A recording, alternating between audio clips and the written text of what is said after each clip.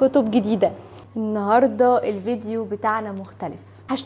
وحشتوني جدا جدا جدا. حاسة ان بقالنا كتير جدا ما اتكلمناش، فعشان كده النهاردة طالعة اعمل لكم فيديو بنوعية مختلفة. بتمنى ان انتوا تحبوا الفيديو ده معايا. في البداية انا عايزة اعرفكم على الكتب اللي انا جبتها، وبعد ما نتعرف على الكتب كده انا هاخدكم في فلوج اليوم كده سافرت فيه القاهرة، عملت فيه كام حاجة غير ان انا جبت الكتب دي، بس اتمنى ان انتوا تتبسطوا معايا يعني. فيلا بينا اوريكم الكتب اللي انا جبتها، ونستعد الفترة الجاية لمجموعة فيديوهات بنتكلم فيها اكتر عن الكتب اللي انا جبتها ونتناقش فيها بشكل افضل. يلا بينا نشوف الكتب دي. مجموعة الكتب اللي انا جبتها من القاهرة، فتعالوا مع بعض نقلب الكاميرا كده واقول لكم كتاب من اللي انا جبته.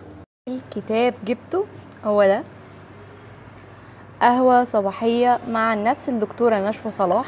تاني كتاب جبته هو قوانين التحرر من الصراع النفسي. وتالت كتاب جبته هو السماح بالرحيل لدكتور ديفيد. غير طبعا 3 كتب جبتهم بالصدفة لنفس الكاتب، وأول واحد فيهم أحببت وغدا، وممتلئ بالفراغ، وأبي الذي أكره.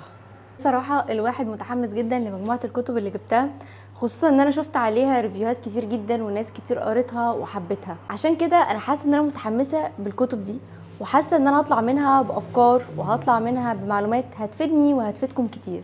بجد اتفاجئت لما لقيت ان انا جايبه 3 كتب لنفس الكاتب، وفي نفس الوقت حسيت ان انا متحمسه جدا اقرا له، لان طالما الناس بترشح كتير جدا اعماله يبقى اكيد ان هو كاتب شاطر. فاستنوا مني كده فيديوهات الفتره الجايه كتير عن الكتب اللي احنا جبناها، واتمنى تكونوا متحمسين زيي. متحمسين ولا لا؟ المهم يلا بينا نبدا الفلوج بتاعنا. انا سافرت يوم السبت وعملت لكم فلوج حلو جدا. مش عارفه هقدر اخليكم تسمعوا الصوت هناك في المكان اللي انا روحته ولا لا، لان كان في اغاني بصوت عالي فده ممكن يتاخد كوبي رايت على القناه، فبالتالي انا هتلاقوني ممكن في بعض الفيديوهات بعمل كتم صوت. صورت لكم حاجات كتير كده اهو عايزاكم تشوفوها، وفي حاجات ما لحقتش اصورها، بس اغلب الحاجات انا حاولت اصورها لكم. هنفصل خالص عن جزئيه الكتب دي وهندخل في الفلوج بتاع القاهره. يلا بينا. ثانيه واحده، ما تنسوش اللايك وما تنسوش انكم تسيبوا لي كومنت، ولو عايزين كتاب معين ابدا بيه في الفيديوهات الجايه يا ريت تسيبوا لي في الكومنتات. ويلا بينا نبدا. جماعة احنا مسافرين، عارفة ان كل مرة بطلع اكلمكم عن كتاب جديد، بس المرة دي قلت نغير، وبما ان في حدث مهم فنروح كده نشاركه مع بعض. فاكيد انتوا جاهزين، قولولي انكم جاهزين. طيب ايوه يا مريم، احنا رايحين فين؟ طبعا كلنا عارفين مركز مصر للمعارض الدولية، واللي كل سنة بطلع لكم فلوج منه واحنا بنتكلم عن معرض الكتاب. بس النهاردة احنا رايحين مركز مصر للمعارض الدولية، ومش هنتكلم عن معرض الكتاب. النهاردة انا رايحة اتفرج عن معرض تراثنا، معمول بقاله كذا يوم والنهاردة اخر يوم. فبما اني عرفت متأخر قررت ان انا اخدكم بسرعة في سفرية كده اشارككم التفاصيل هناك. هو معرض للحرف اليدوية، تفاصيل كتير من هدوم واكسسوارات وديكورات، فخلينا كده مع بعض نروح ونتفرج ونشوف ايه التفاصيل اللي نقدر نشوفها هناك، والاسعار عامله ايه والدنيا ايه اخبارها هناك. بس ان شاء الله تبقى رحله حلوه وانتوا تتبسطوا معايا. وما تنسوش اكيد طالما احنا مسافرين فاكيد هنجيب كتب، وبتمنى ان انا اكون خفيفه على قلبكم في فلوج النهارده. ويلا بينا نبدا الفلوج بتاعنا. وعايزه اقول لكم ان النهارده في الفلوج مش هبقى لوحدي، فيلا بينا جهزنا الشنطه وخلينا نبدا رحله النهارده. بيكم زي ما عودتكم النهارده فلوج جديد في تراثنا. بس كده انا سارقه الموبايل منها اصلا. اتفضل عشان ماليش في الجو. انت بداتيها كده خلاص.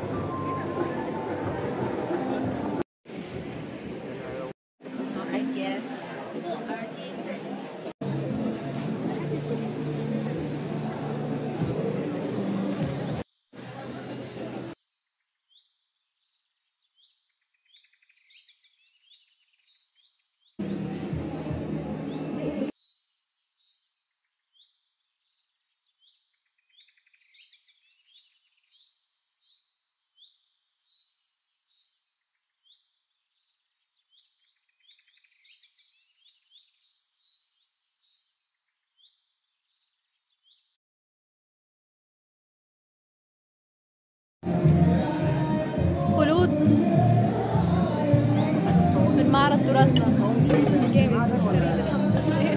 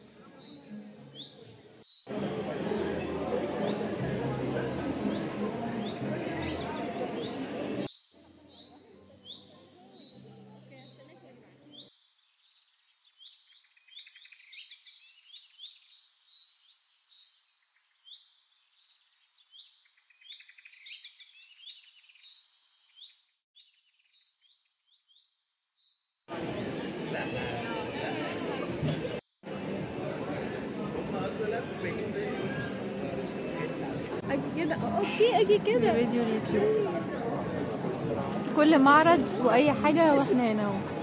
شفت الشنطه؟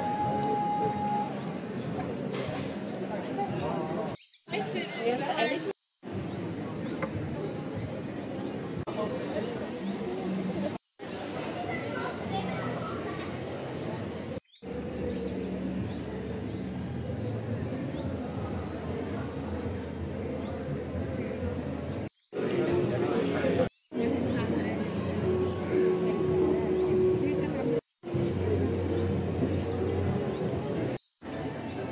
تفضل كل حكايه معرض مختلفه، دايما خروج معايا خروج.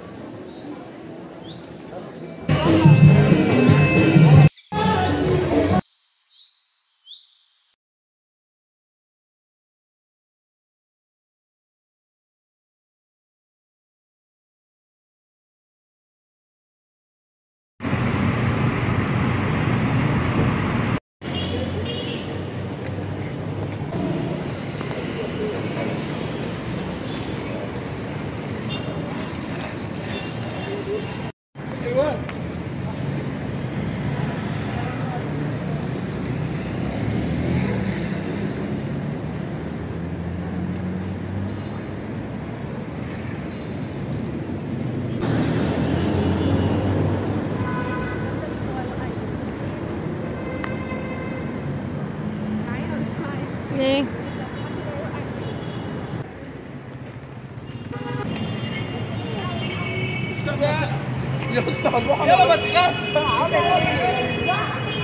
خلصنا يومنا، بتمنى تكونوا اتبسطتوا معايا. باي باي.